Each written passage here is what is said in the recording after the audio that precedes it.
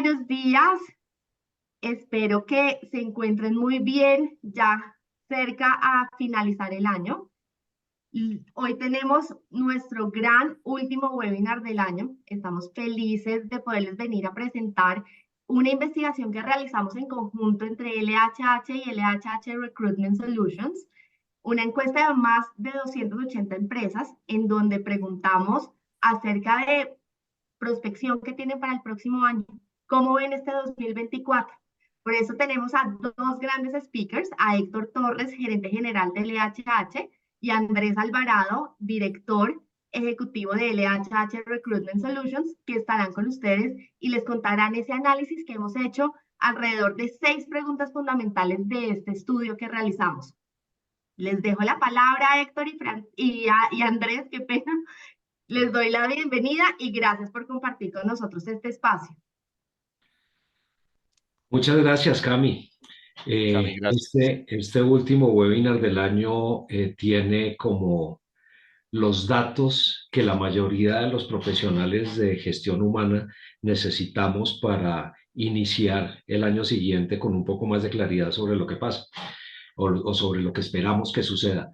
Es un gusto compartir con Andrés este espacio donde vamos a conversar sobre los 6 temas centrales de nuestro flash de gestión humana que adelantamos hace apenas un mes y que por lo tanto trae información muy fresca sobre la percepción que tienen los directivos de recursos humanos para el 2024 en diversas materias que tienen que ver con nuestra actividad productiva. Le cedo la palabra a Andrés. Gracias, Héctor. Gracias, Camila, por la introducción y nada, buenísimo estar aquí pues con todos los invitados. De verdad que traemos temas indispensables, son temas que se están tocando en este momento. Lo vemos en los medios, lo vemos en las reuniones. Son 6 puntos, yo creo que muy interesantes respecto a estas perspectivas y también un poco poderles compartir la visión que también desde nuestros negocios, desde talento humano, desde consultoría de talento humano, podemos compartirles a ustedes. Entonces, bueno, creo que iniciemos, Héctor. Bueno, iniciemos nuestra conversación quizás con el tema que es de mayor interés para las personas de compensación en términos de planeación de los incrementos salariales para el 2024. Normalmente hacemos nuestros business plan en las compañías, nuestros presupuestos, nuestros planes basados en pronósticos macroeconómicos que están principalmente centrados en el IPC, en la productividad y en el crecimiento económico. Pero este ha sido un año un poco sui generis, Andrés, porque si bien tenemos una inflación alta, ha disminuido en los últimos meses, la tendencia es decreciente, pero no ha bajado al ritmo que el país esperaba. Seguimos teniendo al cierre de noviembre una inflación de más del 10%. Se esperan los pronósticos que cierre el 2024 en el orden de 9.8, 9.75, que es bastante alta. Y la productividad negativa, según la información del DANE, y además una economía que está decreciendo según la última información o los datos del tercer trimestre del año 2023, entonces eso hace que la coyuntura sea bastante inédita, ¿no? Nosotros pues, estábamos acostumbrados a tener una inflación con una productividad y esa suma de ese par de cosas pues daban más o menos la idea de lo que debería ser el incremento. En este flash que hicimos, pues partimos de los escenarios hipotéticos de que el incremento del salario mínimo debería estar entre el 9 y el 11%. Si miramos lo que las centrales obreras pidieron antier de 18%, pues estamos desfasadísimos. Pero pues como pedir no es obligar, las centrales pueden hacer los planteamientos que quieran, con las tesis que quieran, con los argumentos y con las justificaciones que quieran. Pero pensamos que esto debe estar en el orden de 9 y 11%. Y así estructuramos la pregunta. ¿Cuántas de las compañías de la muestra tienen pensado incrementar sus salarios por debajo del 9%? Otras entre el 9 y 11%, que es como el rango ideal, y que otras entre el 11, por encima del 11%, como para medir un poco la temperatura o el apetito de las compañías en materia de incremento de sus costos laborales. Esto, por supuesto, no incluye el incremento hipotético que puede venir como resultado de la reforma laboral que ya se presentó y que incluso hoy se va a debatir en primer debate luego de que ayer se hundió la posibilidad de retirar la reforma en la Cámara de Representantes. Entonces, Andrés, en ese rango entre 9, por debajo de 9, entre 9 y 11 y más de 11, tenemos unos resultados que en primer lugar nos sorprenden mucho. Y en segundo lugar, estoy viendo o estamos percibiendo unos resultados en los que las diferencias en los incrementos salariales para la base de trabajadores versus la gerencia media es muy parecida. Correcto. Solía ser distinta, y con un poco más de énfasis en los incrementos del equipo base, que aquí lo seguimos viendo para algunos grupos, pero en general, pues la conclusión es que los resultados son muy similares para los dos grupos poblacionales de las empresas. Correcto. ¿Cómo lo analizas tú desde la perspectiva de Recruitment Solutions? Correcto, Héctor. Pues hablando con muchos clientes, creo que vamos muy alineados al IPC, cómo va a terminar el año, ese estar allá alrededor del 10%, ¿sí? Obviamente también están las excepciones. Escuchamos en algunas reuniones que había compañías por encima del 11, ¿cierto? Pero la gran mayoría le está apuntando en ambos niveles, ¿no? Tanto en el equipo base como en equipo de gerencia media y alta hacia el 10%, en su gran mayoría en distintas industrias. Es curioso lo que comentas de, bueno, la situación, la coyuntura que nos acompaña donde el país está tratando de luchar por bajar la inflación y propongan un 18%. Eso sería algo contradictorio, ¿no? Entonces, eso llevaría a mayor inflación y el impacto sería pues bien interesante ver cómo vamos a seguir trabajando en bajar esa inflación que todavía está muy alta.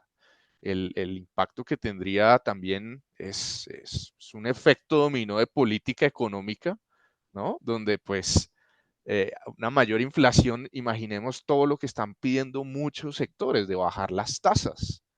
Esos mega requerimientos que están pidiendo las centrales obreras conllevaría también a que bajar las tasas dure un poco más. Y yo creo que eso ya lo hemos visto en distintos sectores que no sé qué tanto puedan aguantar. Eh, hemos visto sectores en específico que estas altas tasas ya, digamos, sector financiero, cómo está impactando también el negocio, ¿sí? Y sector de la construcción, cómo se frenó, por ejemplo, todo este tema de construcción de vivienda, porque las tasas, nadie está pidiendo un crédito de vivienda. Entonces, algo tan sencillo y pues que ahorita lo vemos en medios, lo vemos en todo lado, que las compañías están viendo cuál va a ser ese número final del incremento salarial. Recordemos que ese número que da el gobierno va a impactar directamente lo que es salario mínimo y el mínimo integral. Esos son los que por automáticamente se impactan. Y ya el resto es el resto de la población de las empresas, cómo vamos a apuntarle a esos incrementos salariales. ¿Qué impacto tiene eso dentro de nuestras organizaciones desde un punto de vista de los costos? ¿Sí? ¿Cómo va a impactar esto? Y se traduce en últimas al final al precio al cual nosotros vamos a dirigir nuestros servicios y productos. Entonces, esto es una conversación bien interesante porque ese impacto al final se traduce al consumidor. Y bueno, creo que todos estamos conversando en eso, como vieron en las gráficas, y que bueno, ya pueden tener acceso a la descarga de este estudio, poder tener muy claro qué es lo que le están apuntando las empresas. Como recuerdan y comentó Camila, este estudio lo hicimos con alrededor de entre 200, casi 300 empresas, ¿sí? Y bueno, esto es lo que nos están diciendo los clientes. Eso es las proyecciones que tenemos de incremento. ¿Qué más ves tú ahí, Héctor? ¿Tú qué tanto trabajaste en compensación? Pues sí, le he dedicado una buena parte de mi carrera al tema de compensación y tú mencionas un tema que es muy puntual, muy preciso y que vale la pena abordar, que es el de los salarios integrales. Muchas veces se dice en el país que en las empresas formales el salario mínimo realmente no tiene demasiado impacto, porque en casi todas hay pactos colectivos, convenciones colectivas, acuerdos en los cuales las personas ganan un poco más que el salario mínimo legal. Sin embargo, a veces tendemos a olvidar el impacto que tiene el aumento del salario mínimo legal sobre los salarios integrales y el impacto que tienen o el peso que tienen esos salarios integrales sobre, el costo de nómina de las empresas. Ahí tenemos la gerencia media, tenemos los especialistas, tenemos una población muy importante en las organizaciones que el año pasado tuvieron que soportar un impacto de 16% de incremento en ese segmento poblacional y que este año pues seguramente no va a estar en menos de dos dígitos. Eso, por supuesto, afecta los gastos y la rentabilidad de las empresas. Si uno parte de la base que los costos de nómina son típicamente uno de los dos o tres componentes más importantes del total de costos y gastos de las organizaciones. Y si a eso le sumamos lo que el presidente de FENALCO mencionaba la semana pasada, de un incremento potencial de entre 35 y 40% como producto de la reforma laboral, pues estamos en una situación en la que la sostenibilidad de muchas compañías puede estar en riesgo como consecuencia de este aumento del salario mínimo. Por Claro. otro lado, tenemos sentencias de la Corte Constitucional que dicen que los salarios tienen que moverse, que pues los salarios deben ser, tienen mínimo vital y móvil, son las tres características que se mencionan. Y por lo tanto, pues deben crecer más o menos al mismo ritmo de la inflación. Luego, si nosotros estamos pensando en incremento, en una inflación cercana al 10%, bordeando el 10%, pues de pronto esos aumentos del 9 o de menos del 9 son un poco utópicos, ¿no? Salvo que uno mire la masa total de la compañía y haya personas que no tengan aumento porque acaban de ingresar a la organización o vacantes que no se llenan, entonces esos son salarios que no tienen impacto sobre el costo de nómina, pero en general, si uno lo mira desde el punto de vista individual, creo que menos del 9% no es un escenario que sea Claro. muy factible. Sí, de acuerdo.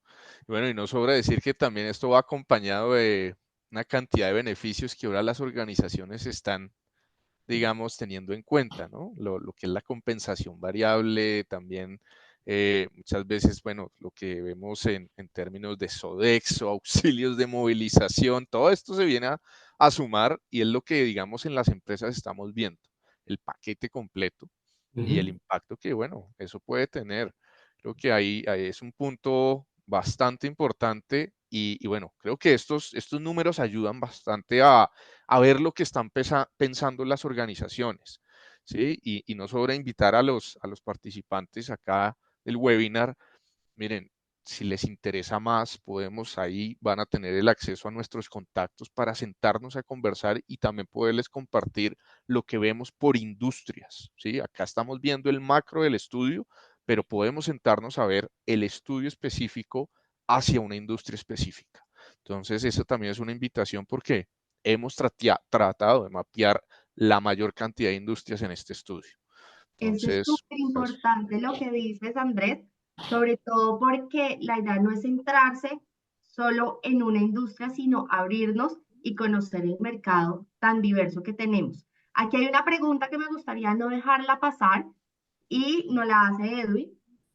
Con este aumento de salario se podría especular despidos masivos en las grandes compañías para sopesar el aumento de los gastos versus el aumento de las ventas. Cuéntenos un poquito qué opinan. Empecemos contigo, Héctor.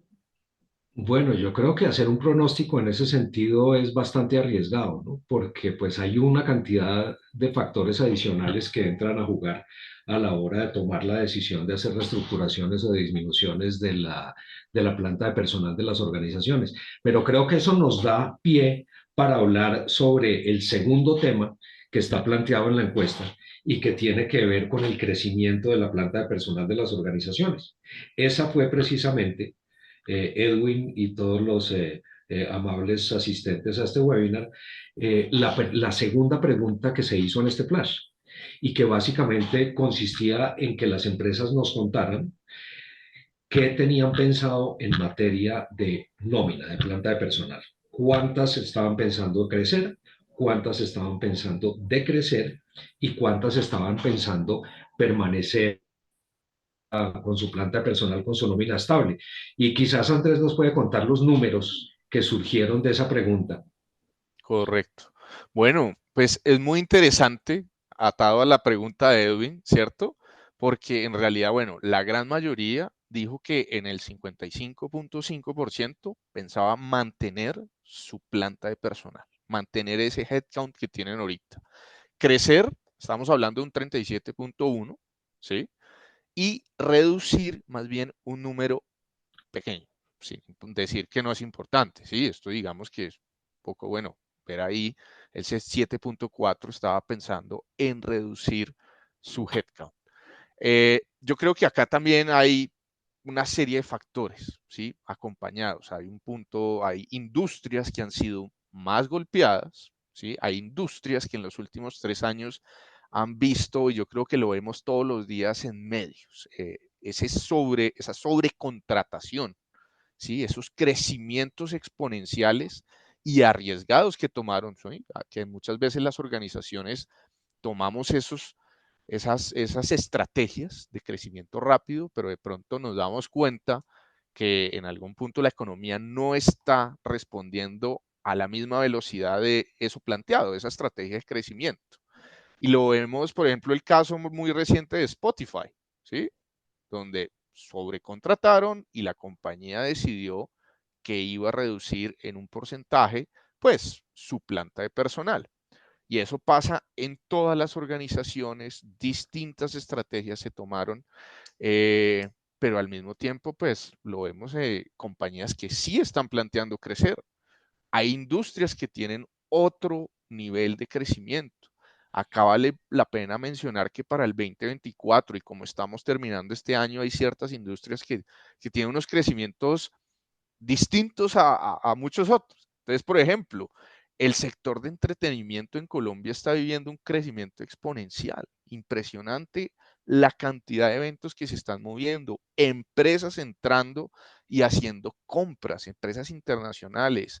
Vemos también, por ejemplo, un sector como el BPO, que hoy emplea casi 1 millón de personas en Colombia, teniendo unos crecimientos bastante importantes, dados ciertos factores específicos del país, como tenemos una evaluación importante que hace el negocio interesante, una posición geográfica buena y afortunadamente hay un talento humano habilitado para poder prestar servicios de bilingüismo, ¿sí? En el sentido de servicio al cliente, digital, innovación. Eso, digamos que ha podido ser uno de los puntos importantes ahí. Hay otras industrias, medios digitales, PR, que hemos visto creciendo, sector financiero, hablando específicamente del sector asegurador, estábamos viendo unos crecimientos importantes.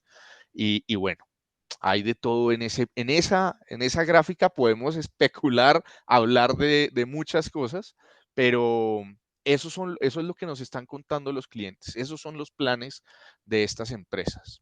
¿Cómo lo ves tú, Héctor?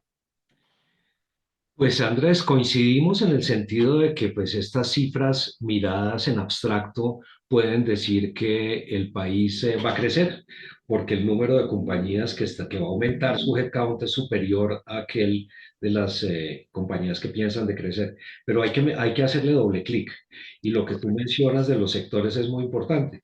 Hoy, por ejemplo, en uno de los periódicos económicos se entrevistó a la presidenta de Procafecol, de Juan Valdés, y Camila Escobar hablaba de la apertura de 20 tiendas en 2024. Eso, por supuesto, implica empleo, pero hay otros sectores, como el de la construcción que tú mencionaste antes, Andrés, que tienen un decrecimiento muy significativo. Ahora, desde nuestra práctica, esa pregunta no se hizo en el flash, pero desde nuestra práctica en LHH, haciéndole un doble clic a esa pregunta, lo que sí hemos percibido es que hay muchas compañías que están interesadas en desarrollar competencias diferenciales para su fuerza de trabajo. En lugar de tomar la decisión radical de terminar gente y después contratar gente con otras competencias o con otras características o con otros perfiles distintos, que entre otras cosas es carísimo. Lo que se está haciendo en muchas compañías es empezar a revisar qué competencias se pueden desarrollar en la fuerza de trabajo actual para hacerlos más competitivos, para hacerlos más productivos, para que se adapten mejor a un entorno que está cambiando permanentemente. Y eso pues no implica disminución en la fuerza de trabajo, implica mantenerlo o incluso aumentarlo en algunas oportunidades. Pues coincido contigo en el sentido de que la cifra en abstracto nos indica que el decrecimiento no va a ser significativo, pero hay que mirarlo también a la luz de los sectores, incluso de las geografías. Hay sectores del país donde la posibilidad de que haya empresas que tomen decisiones más drásticas es superior a la de otras empresas en otras regiones del país. Correcto, ahí también quisiera traer a colación un artículo que salió, una entrevista que le hicieron a Mario Hernández, si no estoy mal. Le hablaba de cómo mantener, voy a cuidar la billetera el otro año, mantengo lo que tengo. Mayores inversiones ya las hice, pero mantengo la planta, el equipo que tengo. Entonces, eso lo estamos viendo en distintos sectores, pero también, como comentabas, Procafecol va a abrir muchas tiendas y así también hay bastantes empresas. Y bueno, muy interesante ese punto que creo que es de los términos que ahorita está mandando la partida, ¿no? Upskilling, reskilling, Héctor. De ver esas...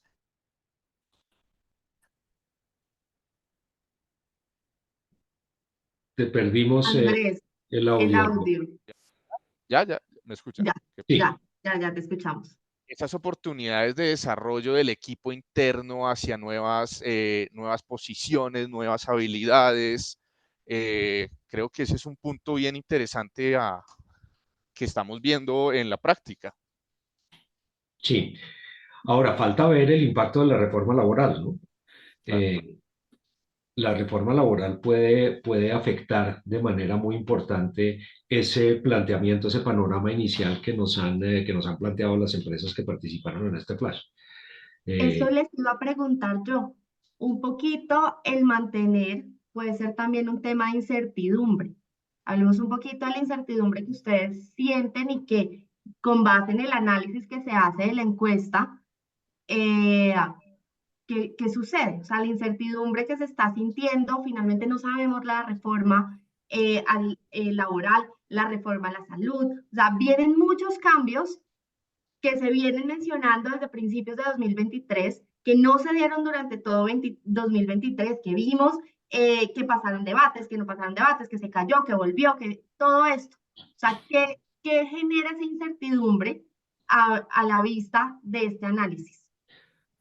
Pues Cami, creo que lo que vimos particularmente en Colombia con nuestra cultura latinoamericana en el año 2020 frente a esas incertidumbres puede ser similar a lo que estamos viendo este año, que se puede explicar en una sola palabra que es procrastinación.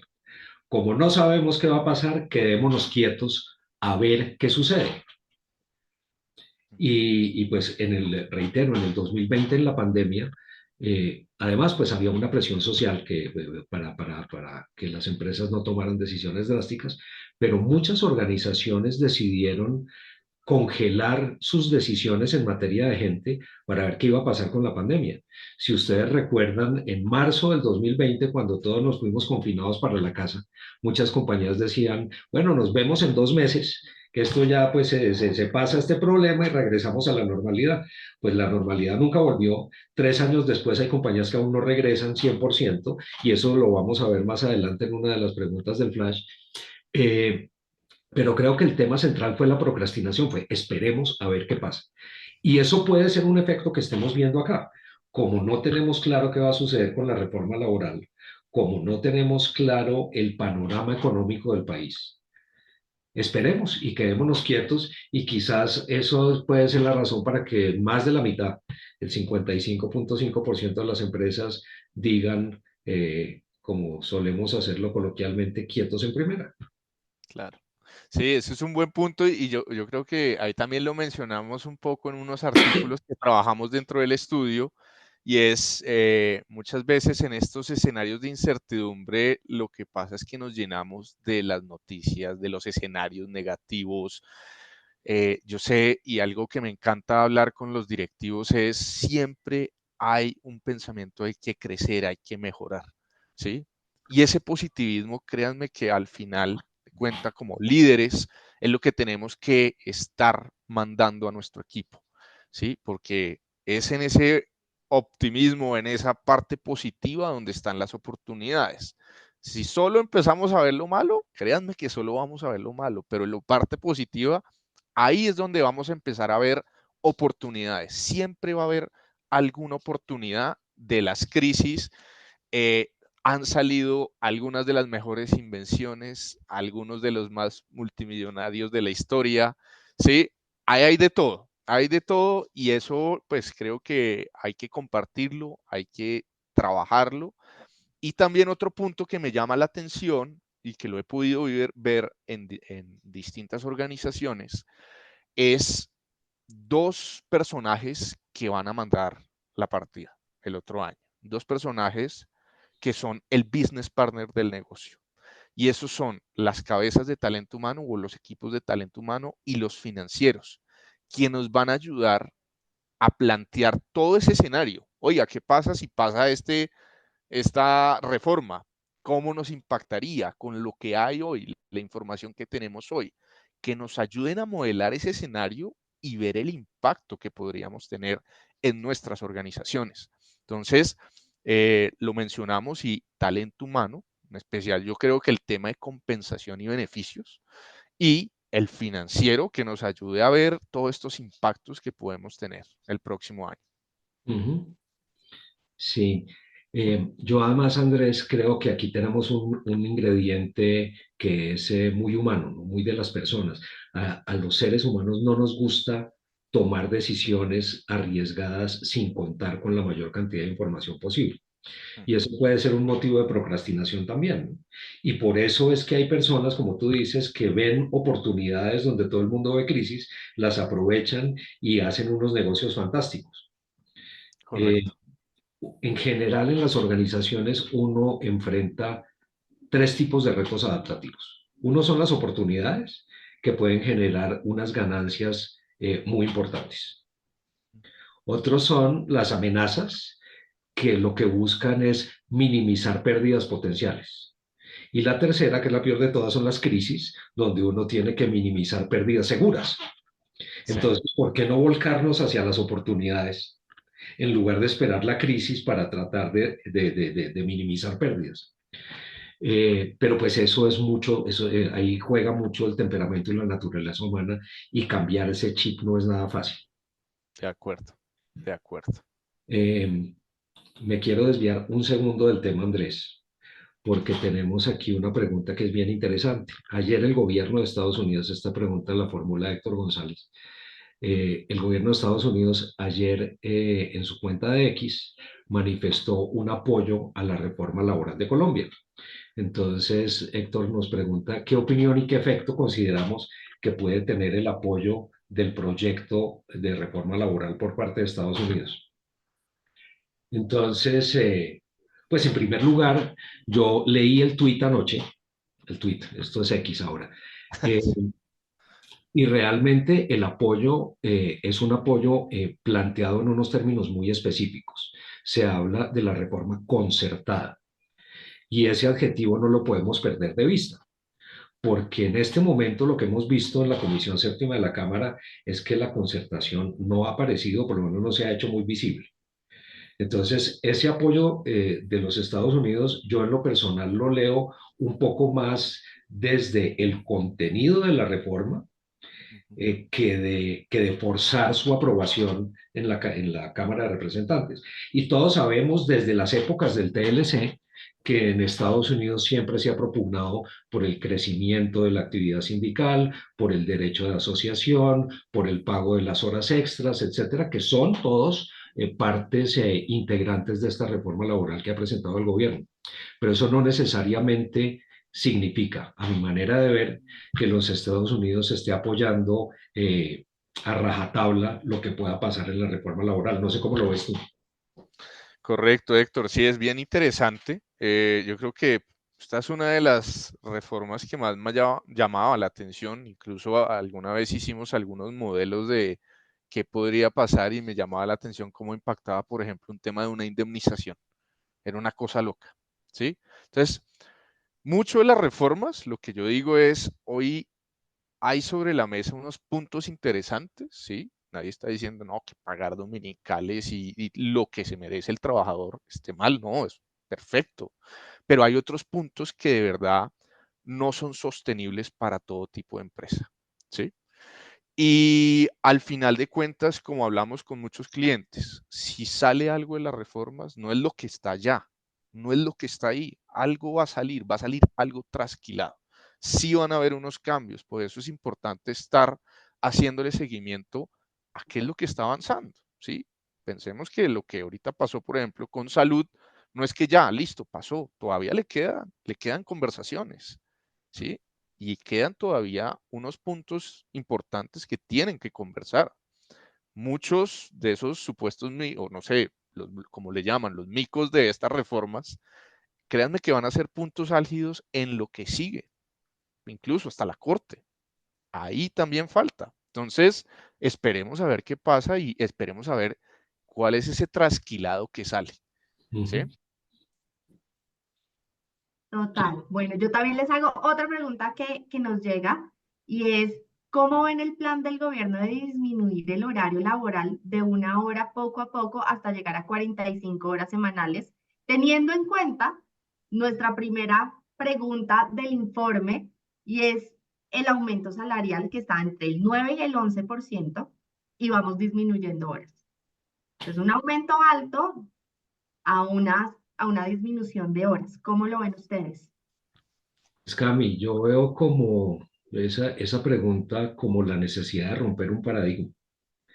Yo creo que el hecho de medir las jornadas de trabajo por horas y no por productividad tiene un sesgo, salvo que ligándola con el tema que estábamos mencionando anterior, estuviéramos hablando de la legislación norteamericana, donde hay un salario por horas, que es básicamente el modelo de salario integral que tenemos nosotros. El trabajador está en su sitio de trabajo 8 horas y se le pagan 8 horas a $12 y punto, y se acabó el problema.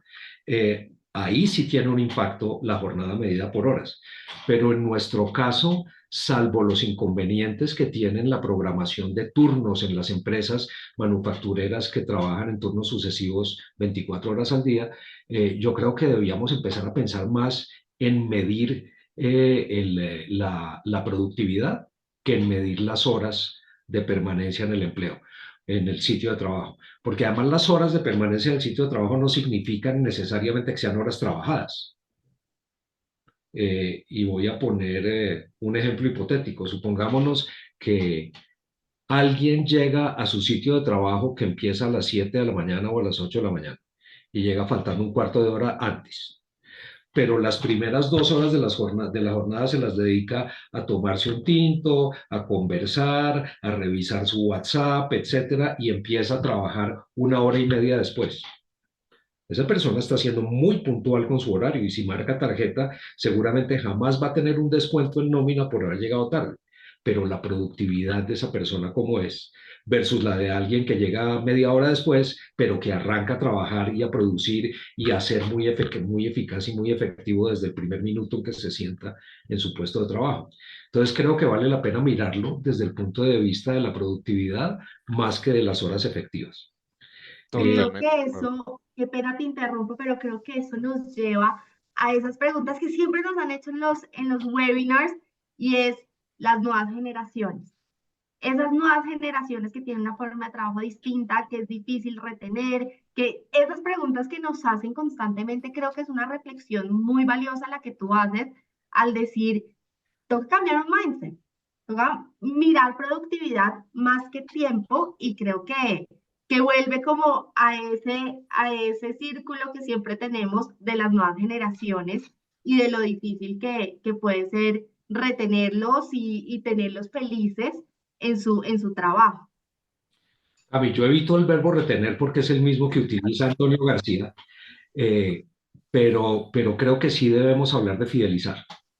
Y en esas nuevas generaciones, la fidelización se da con flexibilidad, se da con oportunidades de progresión de carrera, se da con oportunidades de bienestar, y el salario es apenas una herramienta de atracción, no de fidelización. Entonces, pensarlo en esos términos también, ¿no?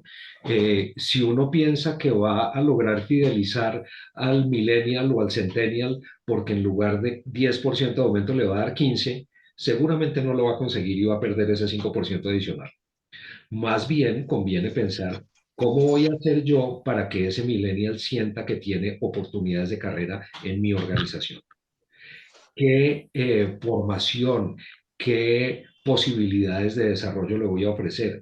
¿Qué flexibilidad le voy a ofrecer para que pueda adaptar su estilo de vida a las necesidades productivas de la organización? Entonces, pensarlo en esos términos, que también es un aprendizaje de la pandemia, sería bastante conveniente para como modelar esquemas de compensación que no estén necesariamente ligados al signo pesos o a los números o a las ecuaciones de regresión lineal, sino más bien a las expectativas y a las emociones y a la forma de pensar de estas generaciones. Andrés, De ¿cómo lo acuerdo, Héctor, yo creo algo que aprendí en mi antiguo, mi antiguo trabajo Gallup, que estudia esto. Un estudio de estas nuevas generaciones mostraba que el signo pesos no era lo primordial para estas nuevas generaciones. Habían temas mucho más fuertes y más importantes, como era el tema de bienestar y de desarrollo, ¿sí? Y a eso átale que estas nuevas generaciones van mucho más atadas y ligadas a tema propósito. Entonces, puedes estar jugando con distintas y variables muy nuevas, pero esto, como comentaba Héctor, es una nueva forma de ver el tema de compensación. Ya no es el signo pesos para atraer. Si tú lo quieres fidelizar con 15%, pues el que le dé 20%, o sea, ese tiempo que lo vas a retener, por así decirlo, créeme que por otros 2%, pues allá también lo pueden retener, ¿sí? Entonces, vale la pena invertir mucho más en desarrollo, en plan de carrera, propósito, y bueno, hoy más que nunca en temas de bienestar. Perfecto. Vamos a esto como que empató perfecto con nuestra tercera pregunta del informe y es en materia de selección. Hablamos de cuál o cuáles áreas podrían tener mayor rotación de talento dentro de las compañías. Contemos un poquito de este análisis. Esa es la esencia del trabajo de Andrés. Entonces, el piso es todo Total. tuyo, Andrés. Listo. Pues Cami, lo que vimos es que donde más se va a mover el tema y nos cuentan los clientes va a ser por el lado de operaciones y logística, ¿sí? Y en segunda medida, ventas y mercadeo, ¿sí? Yo creo que esto, ventas y mercadeo, no me sorprende que esté ahí, ¿sí? Porque pues siempre la parte de ventas es ese aire, es ese motorcito. Operaciones y logística se va a seguir moviendo porque esa es por así la parte dura, planta, ¿sí? En industria. Esto se va a seguir moviendo. El que me llama mucho la atención es tecnología. Si hubiésemos hecho hace 2 años esta pregunta, te aseguro que tecnología estuviese en el primer lugar. Sí. Y ya lo vimos, ¿qué pasó este año? Cargos de tecnología, todo lo que se movió en startups, todas las empresas buscando desarrolladores, arquitectos, se frenó. ¿Sí? Yo creo que la burbuja que hubo en cargos de tecnología, que siempre le digo a mis clientes, llegamos a ver desarrolladores y arquitectos de soluciones que ganaban más que el vicepresidente de tecnología. Una cosa loca. Eso ya se calmó, se está desinflando, volviendo una realidad Y bueno, pues es un poco lo que estamos viendo y no sobra resaltar finanzas y administrativos. Como les decía en el punto anterior, hay dos personajes que nos van a ayudar a modelar esos escenarios del 2024, que va a ser este business partner desde finanzas y el business partner desde talento humano. Entonces no le restaría importancia a esos dos puntos que podemos tener para el otro año. Pero bueno, no sé, ¿qué más ves tú, Héctor? Pues Andrés, salvo la burbuja que tú mencionabas de tecnología que vimos hace un par de años, creo que esto es un poco, ahí sí, regresar a la normalidad. El movimiento de las empresas y la rotación tradicionalmente ha estado en las áreas de mercadeo y ventas y en las áreas de operaciones y logística. Creo que esto es una buena noticia en el sentido de que las empresas están pensando en mantener y potencializar y fortalecer sus áreas esenciales, las operaciones, la logística, la distribución, las ventas. Las demás categorías o familias de empleos, digamos, tienen una relevancia importante, pero que yo recuerde en mis más de 30 años en este negocio de gestión humana, finanzas y administración nunca ha sido el área pues que encabece este tipo de movimientos en las organizaciones. Recursos humanos tampoco.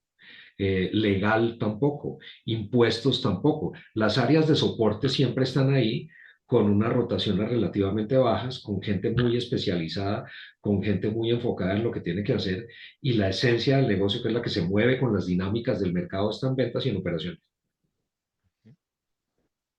Correcto.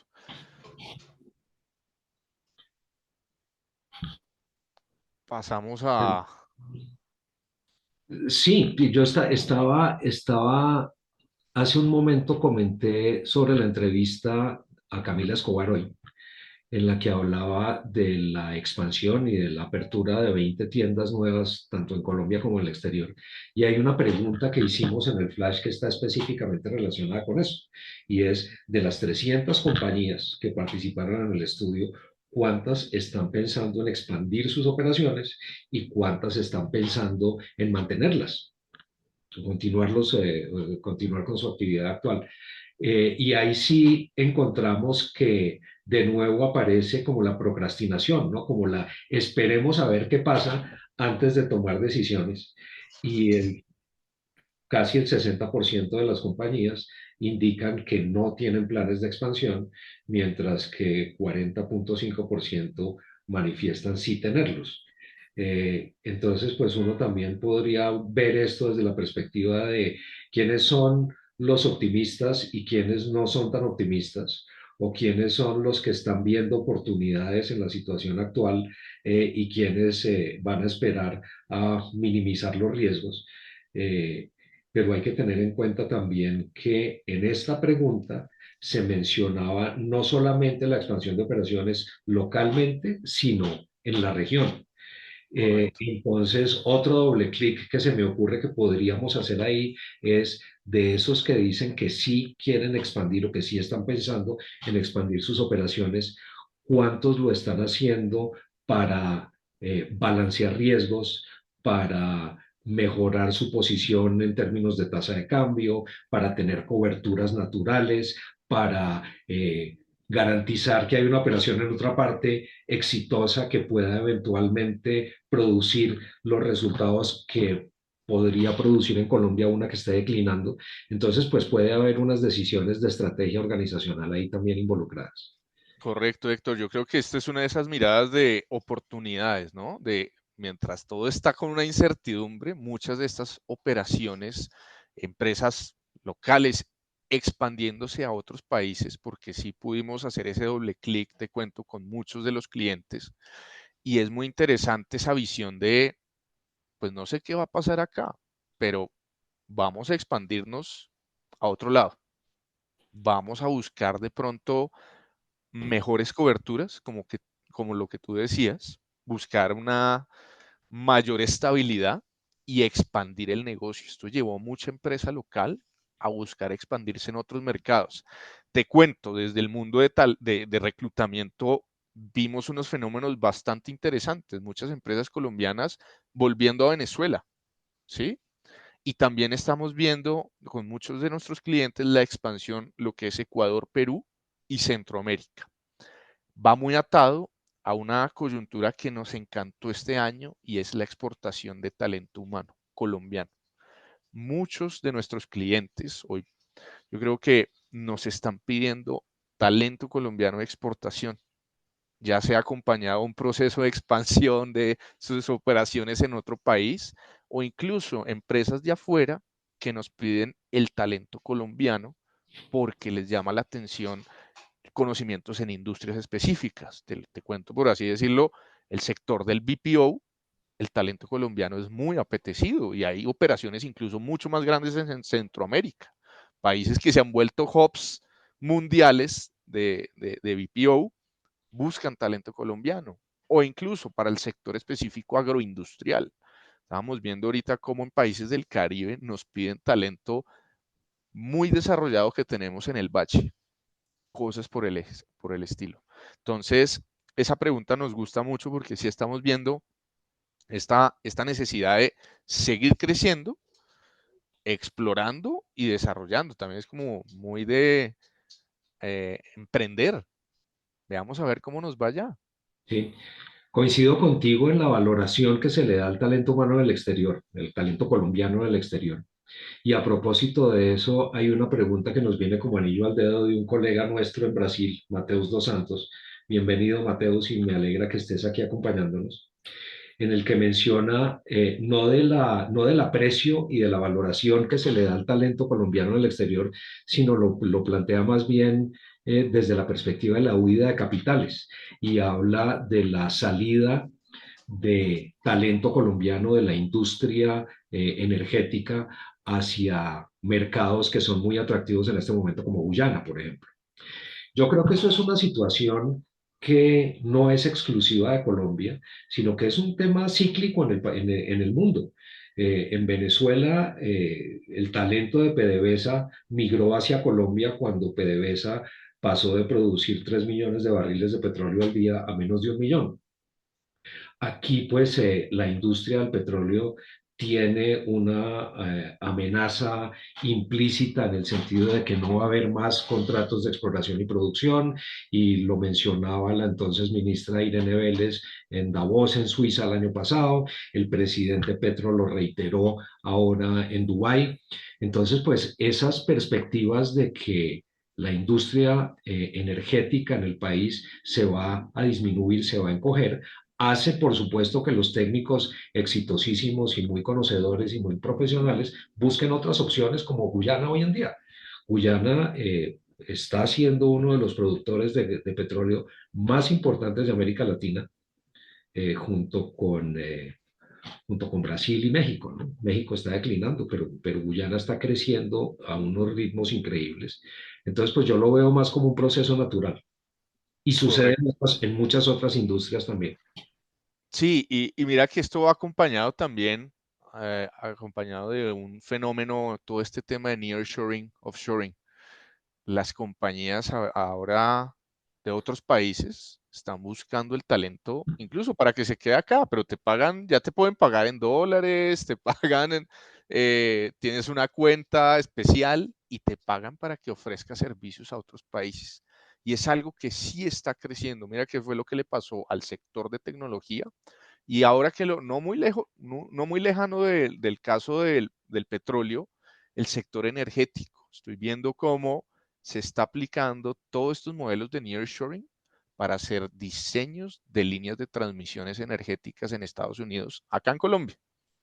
Uno de los perfiles que más estamos ahorita buscando, por así decirlo, es eso, ese conocimiento de ingenieros eléctricos, electrónicos, para hacer proyectos en otros lados del mundo.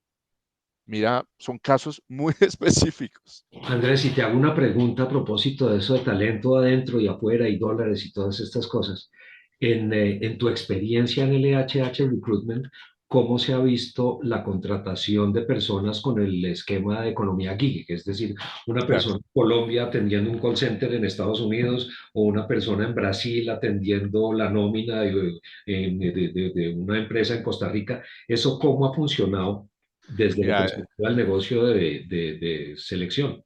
correcto, es un tema que viene cada vez más en auge y para distintas industrias. Comenzó principalmente, y yo creo que el mejor ejemplo es todo el sector de tecnología. Ves hoy personas desarrollando arquitectos de soluciones, programadores de distintos lenguajes, trabajando para compañías internacionales. Y con el boom que tuvo la tecnología en los últimos 3 años, pues ves que los salarios en Estados Unidos cada vez era una cosa impresionante. Creo que pueden ser los profesionales que han visto el incremento más marcado en los últimos años. Y venir acá tú a ofrecer un salario de pronto mucho menor en dólares, ¿sí? Que ya hoy en día tienes la capacidad de tener una cuenta por medio de Payoneer, PayPal, te pagan, te dan en dólares, tú verás cómo manejas todo lo de eh, aporte, salud, todo eso, pero si te pagan en dólares, pues vas a tener un salario mucho más competitivo. Entonces, hoy lo que hemos visto es, hay mucho talento colombiano que puede estar acá ganando en dólares, ¿sí? Y eso ha quitado, digamos, mucho talento a las empresas locales. Ha sido de pronto también difícil encontrar ciertos perfiles específicos. Y ya lo vemos para industria, principalmente tecnología, lo vemos todo lo que es digital, vemos también todo, incluso los diseñadores se han volcado a ofrecer animación 3D a empresas del exterior, a hacer trabajo desde acá, porque hay personal muy calificado y pues no sobra el ejemplo esto que te comentaba de ingenieros electrónicos diseñando y haciendo proyectos de transmisión energética para proyectos en Estados Unidos desde Colombia. Entonces, cada vez se da más y con esta facilidad de tener tú un salario mucho más competitivo que te lo pueden pagar en dólares. Andrés, Siempre y justo nos cuando llega no haya una revaluación. pregunta. Exacto. Justo nos llega una pregunta que nos hace Santiago Gómez sobre una recomendación que le podamos dar en el escenario actual para el desarrollo o búsqueda de talento para empresas tipo startups o emprendimientos dentro de compañías maduras que funcionan con esas identidades ágiles. Una recomendación que le puedas dar. Bueno, yo creo que, bueno, cada vez estas empresas están buscando talento más específico, ¿sí? Cada vez incluso vemos cargos que no existían hace 3 años, ¿sí? Vemos palabras growth y bueno, todos estos nuevos programadores de lenguajes de desarrollo que cada día son más y más complicados. Eh, es una mentalidad, como él lo menciona, la mentalidad ágil. Yo creo que desarrollarse en habilidades de aprendizaje, de adaptabilidad, estos son culturas de rápido movimiento donde las decisiones y las estrategias pueden cambiarte el día a día. Entonces, enfocado en su experiencia y en lo que él pueda aplicar, ¿sí? Ese desarrollo de habilidades específicas, te digo, aprendizaje rápido, continuo aprendizaje y adaptabilidad son dos habilidades que es lo que más piden en estas compañías. Perfecto. Y Y vuelve el hilo conductor exactamente. a nuestra siguiente pregunta del informe. Y es, según las prioridades de la compañía, de las compañías, ¿cuáles serán los retos desde el talento humano para el próximo año? Arranquemos, Héctor, que este es... Sí, Cami, yo creo que yo quiero insistir en que más que salir a buscar unas competencias que no tenga la compañía y traer nuevas personas a la nómina y sacar otras personas, vale la pena que empecemos a pensar un poco en términos de qué es lo que necesitamos desarrollar. Y a eso va el fondo de la pregunta o de este capítulo del Flash. La mayoría de las compañías, bueno, casi dos quintas partes de las compañías necesitan y son conscientes de la trascendencia que tiene desarrollar competencias de liderazgo y quieren hacerlo. Andrés mencionaba el upskilling y el reskilling, que es lo que nos permite adaptar nuestra planta de personal a una serie de desafíos que vienen. Entonces, si nosotros en un modelo de startup sabemos que necesitamos un cargo, que vamos a necesitar en 2024 un cargo que no existe hoy, pues en lugar de salir a buscar el cargo que no existe, identifiquemos cuáles son las competencias que necesitamos desarrollar y empecemos a crear esa dinámica de desarrollo que, entre otras cosas, es supremamente útil para fidelizar el talento, no para retenerlo, para fidelizarlo. El reclutamiento está, pues, por supuesto, o sigue apareciendo como una necesidad de muchas compañías, el trabajo en la marca empleadora, en la compensación, que se ha vuelto ya un tema un poco menos de expertos en compensación y más de expertos en derecho tributario, porque las puertas para tener modelos creativos de compensación que trasladen el beneficio en su totalidad al empleado son cada vez más limitados por razones tributarias y fiscales. Y los temas de diversidad e inclusión, yo creo que aquí hay cosas que no son novedosas, pero que sí nos dan luces sobre dónde están las necesidades de las organizaciones. Y evidentemente el liderazgo es de lejos la necesidad más importante en la mayoría. Lo que me sorprende de esta pregunta o de las respuestas obtenidas a esta pregunta es que la diversidad y la inclusión ocupan un lugar muy bajo en la escala. Nosotros oímos permanentemente de la necesidad de ser más inclusivos, de tener entornos de trabajo donde todo el mundo pueda ser auténtico, de cuotas de números de mujeres en juntas directivas, de contratación de personas de distintos orígenes, de distintos pensamientos, de diversas orientaciones, de un poco rompiendo esos sesgos inconscientes que tenemos todos. Entonces me sorprende un poco que la prioridad de estos temas de diversidad e inclusión no rima mucho con lo que vemos en LinkedIn y en los medios, ¿no? No sé cómo Correcto. lo ves, Andrés. Sí, de acuerdo contigo, Héctor, y yo creo que también, pues, ante escenarios de pronto más inciertos, coyunturas más difíciles, me llama la atención el liderazgo y también que venimos escuchando mucho lo que es gestión del desempeño. Y eso, ahí yo lo veo una relación muy fuerte, ¿sí? Porque ahí como lo van a ver en el artículo, no se trata simplemente de exigir más, ¿sí? Con lo que hay, lo que tenemos que hacer más y vender más, sino el liderazgo es una serie de factores y de habilidades que hay que desarrollar, ¿sí? Y es uno de los talentos más escasos en las organizaciones, ¿sí?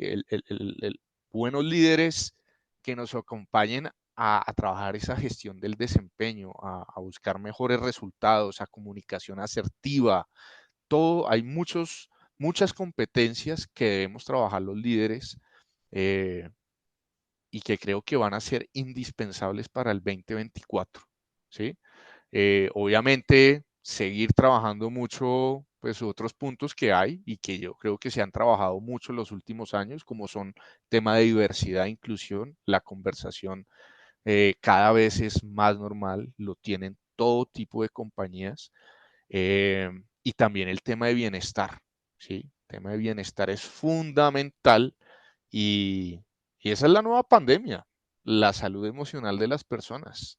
Todos los días seguimos más conectados, como nos cambió la vida y el mundo del trabajo de estar conectados, de salir de una reunión, conectarse a otra y estar así todo el día, está volviendo a codificar los cerebros de una forma en que se está disparando también el burnout de las personas. Entonces, el bienestar es fundamental en estos momentos.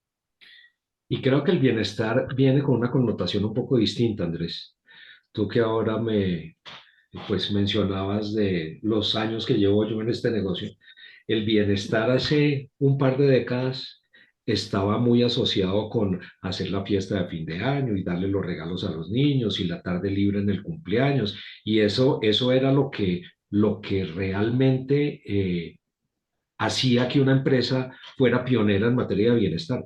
Eso hoy en día, no digamos que es irrelevante, pero sí es secundario frente a las necesidades de atención emocional de las personas, frente a las personas, frente a las necesidades de inclusión, frente a las necesidades de reconocimiento, frente a las necesidades de prevención del burnout y de las enfermedades mentales, pues todo el mundo habla, o en general se habla mucho de la depresión como la siguiente pandemia.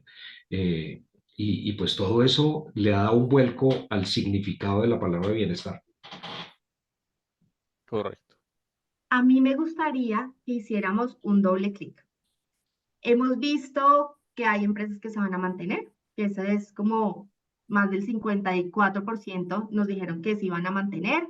Hay unas que van a expandir en las habilidades que más necesitan digamos, de esto de recursos humanos, en las habilidades para el talento que más necesitan es sobre el liderazgo. Me gustaría que hiciéramos un doble clic sobre la movilidad del talento.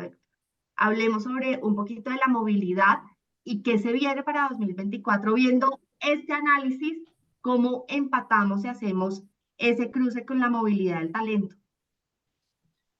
Bueno, la movilidad del talento, Cami, es un concepto que, a pesar de que es novedoso en su contenido, no es muy nuevo. Las organizaciones siempre han necesitado que su talento esté desarrollándose de manera que pueda ir asumiendo responsabilidades cada vez mayores, que tenga la capacidad para producir más resultados, que tenga la capacidad para adaptarse a un entorno que está cambiando.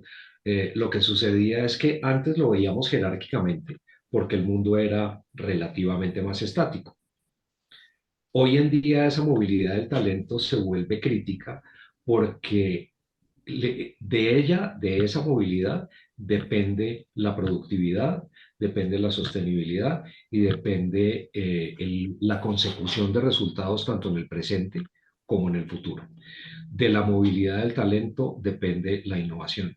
De la movilidad del talento depende que las empresas puedan dar el siguiente paso.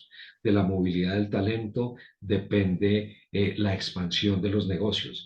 Depende la adaptación a las nuevas tendencias del mercado, a las expectativas de los clientes, a consumidores que son cada vez más conocedores y más exigentes.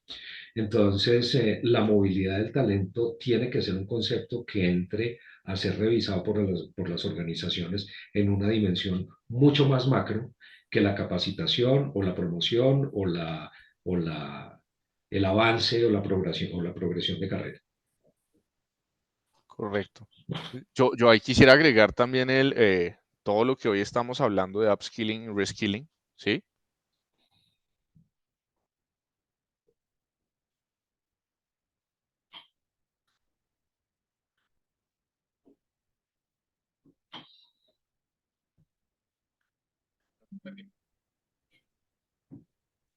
Creo que perdimos a Andrés.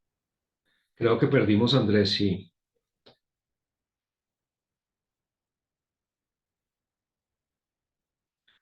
Bueno, Andrés no sé. Ah, ya regresó. Ya, disculpen que se me desconectó esto. Sí, a mí también.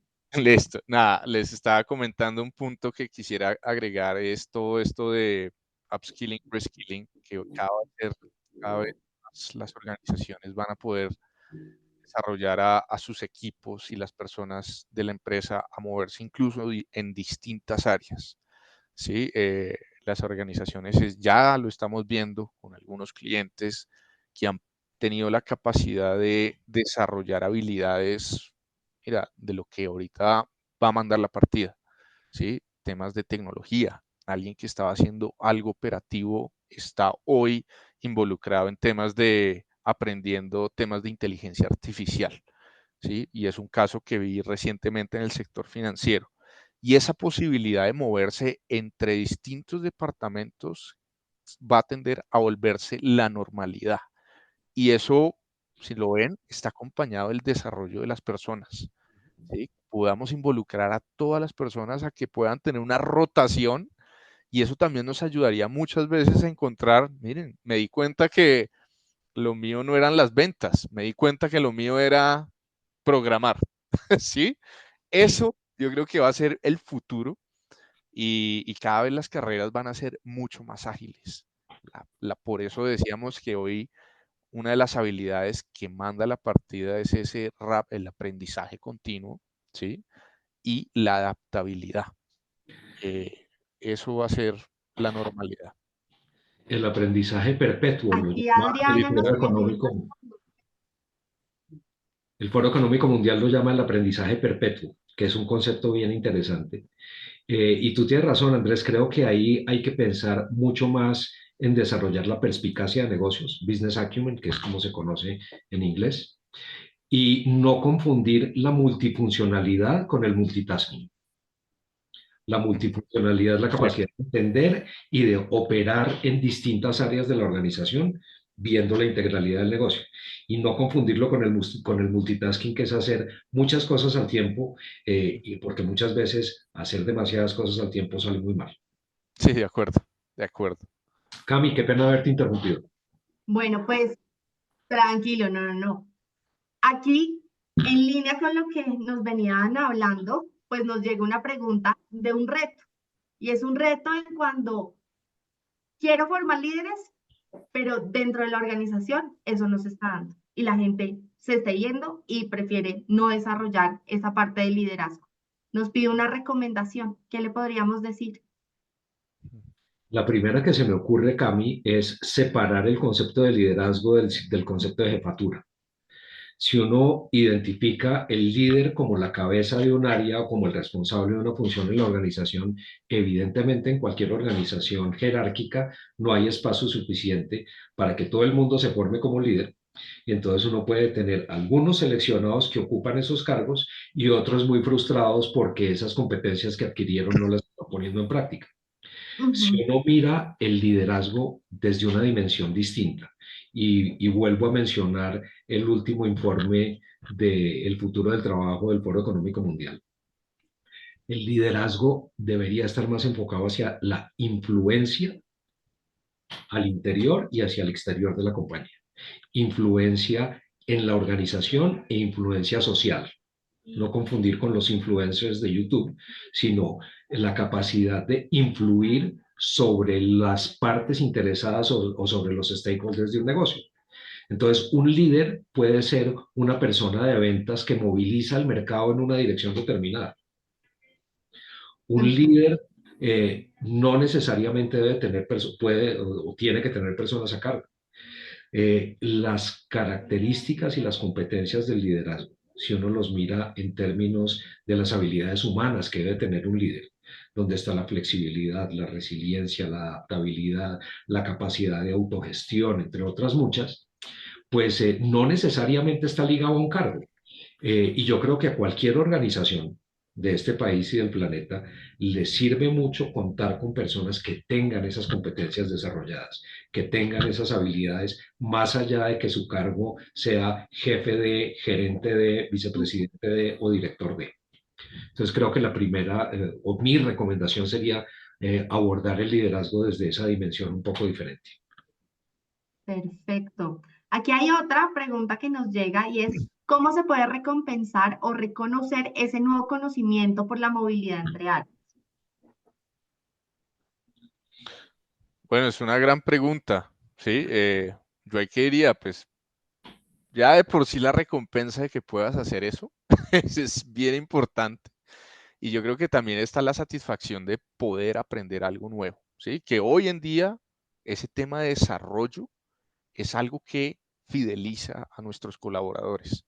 Esa posibilidad de tú aprender y tener una experiencia en un rol distinto, eh, es algo que genera un engagement muy fuerte, ¿sí? Entonces, bueno, podría empezar por eso, ya digamos, otro tipo de esquema de compensación no lo tengo ahorita muy claro, pero el hecho que ya tengan esta posibilidad de hacerlo Mm, es un win impresionante. Sí, Perfecto.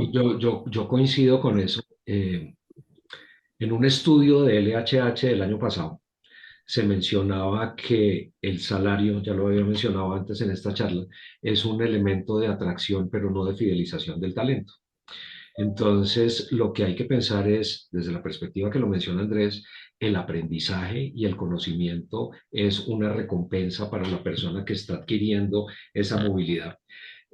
Por supuesto que hay que buscar mecanismos para compensar esa diferencia en conocimientos y en competencias que esa persona tiene, sobre todo para evitar que la competencia se lo lleve o lo conquiste en términos salariales.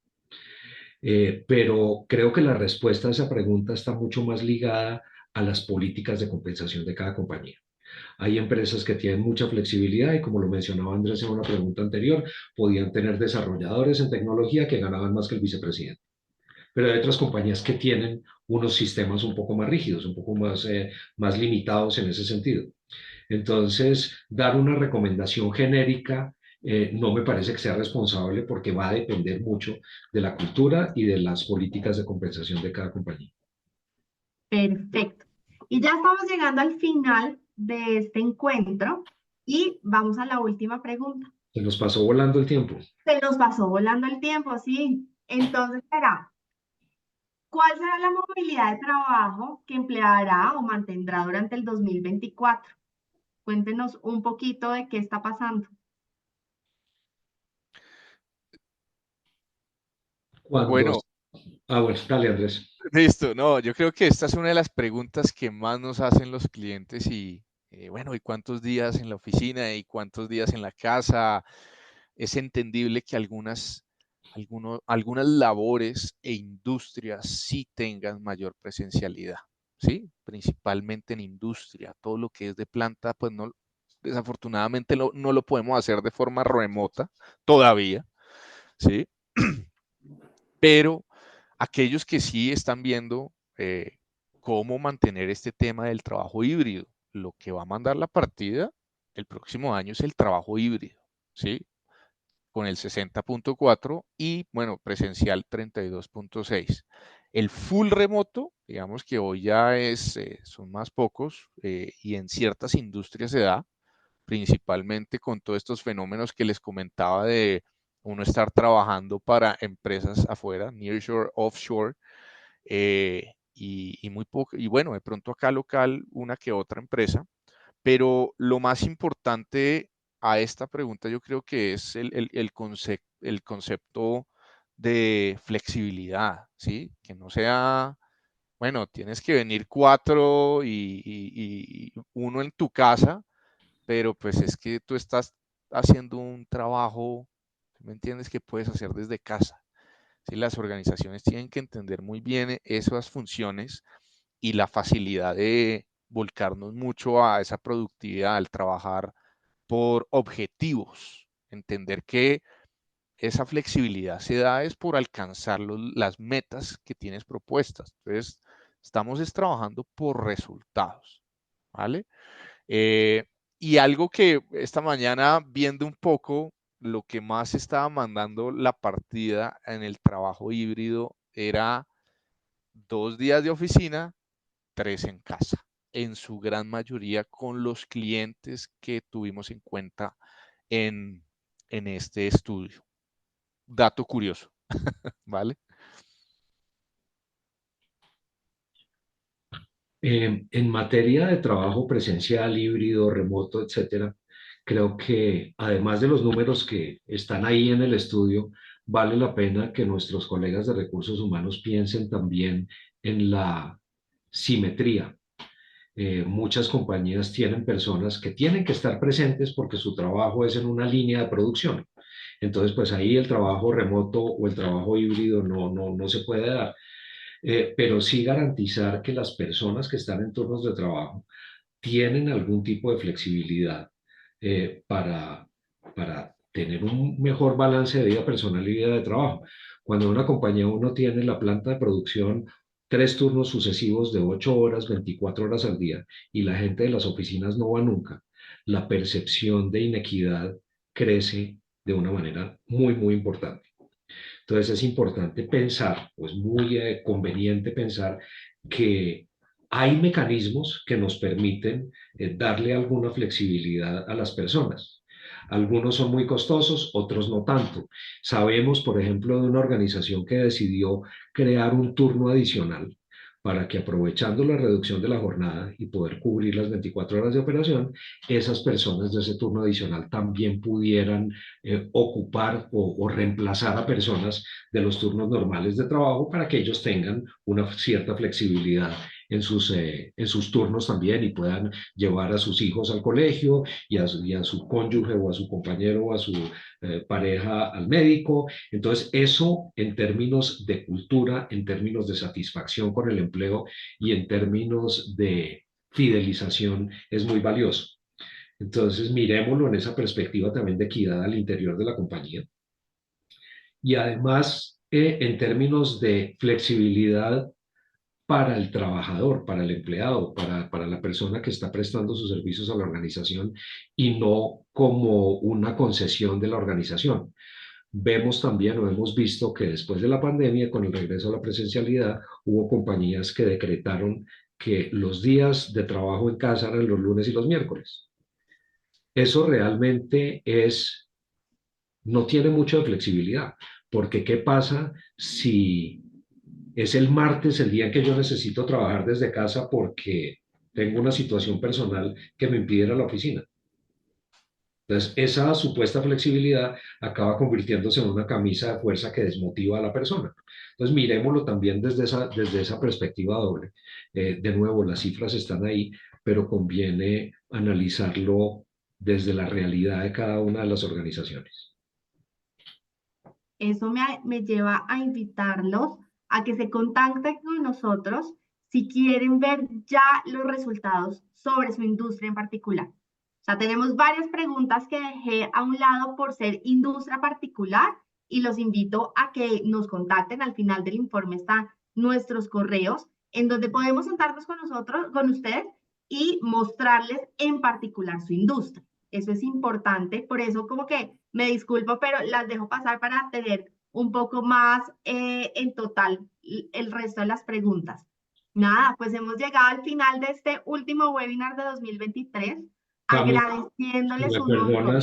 si me Dime, perdonas extender este webinar 2 minutos más, hay claro una que sí. pregunta que francamente se me quedó por puertas cuando estábamos hablando del incremento del salario mínimo, pero que vale la pena hacerle una mención. Alguien nos preguntó sobre la conveniencia de modificar el régimen salarial de las personas que tienen mínimo integral y volverlo salario convencional, dado el riesgo que tiene pues, el aumento de los costos laborales por el aumento del salario mínimo. Y yo creo que ahí debemos evitar la reactividad. El año pasado hubo compañías que tomaron esa decisión porque el salario mínimo subió 16% y a estas personas yo habría podido subirles el 10 o el 11%. Entonces terminó costándome 5% más la nómina de salario integral. Pero hay que verlo también desde la perspectiva de la conveniencia para el propio empleado, para el propio trabajador, que tanto eso puede producir una desbandada en la medida en que los ingresos, cuando la persona se pasa de salario integral a salario convencional, mensualmente disminuyen. Si bien para la caja de la compañía es conveniente pagar la cesantía en febrero del año siguiente y no un doceavo en enero y otro en febrero y otro en marzo, desde la perspectiva del bolsillo del trabajador está dejando de recibir un doceavo de salario mensualmente. Entonces, miremoslo no solamente desde la perspectiva racional de los gastos y de los costos laborales de la organización, sino también sobre el impacto que puede tener eso sobre la productividad, sobre la motivación y sobre la posibilidad de fidelizar a las personas. No quería dejarlo pasar por alto porque tiene ese componente que vale la pena considerar. No, muchísimas gracias. De nuevo, feliz Navidad, feliz año. Gracias por estar aquí con nosotros, por compartir, por siempre conectarse a estos encuentros tan valiosos. Y nada, les agradecemos a Héctor y a Andrés por su apertura, su análisis, su conocimiento. Realmente fue un gran webinar, un gran espacio que hemos logrado y esperamos, nada, tenerlos aquí el próximo año. Gracias, Cami, gracias a todos. Muchas gracias, Cami, gracias, Andrés. Y un mensaje final de optimismo para todos, ¿no?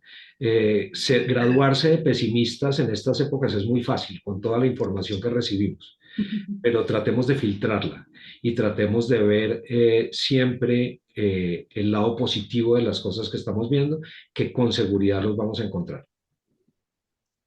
Muchas gracias. Que estén muy bien. Que estén bien.